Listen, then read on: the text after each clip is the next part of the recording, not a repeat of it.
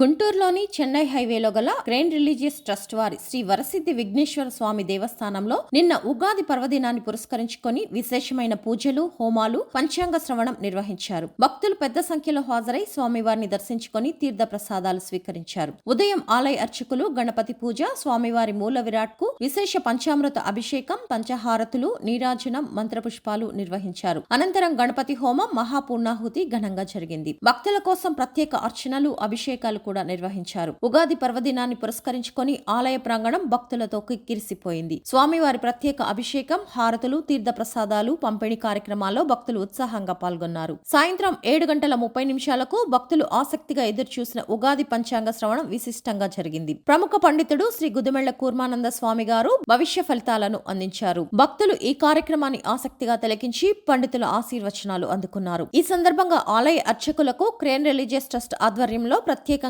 పట్టు వస్త్రాలు మరియు శేషవస్త్రాలు అందజేసి సత్కరించారు. ఆలయ సేవలో అర్చకుల విశేష పాత్రను కొనియాడారు. ఈ మహోత్సవాన్ని పురస్కరించుకొని ఆలయ ప్రాంగణంలో భక్తులకు ప్రసాద వితరణ నిర్వహించబడింది. భక్తుల విశేష స్పందనతో ఆలయ పరిసరాలు భక్తిరసంతో నిండిపోయాయి.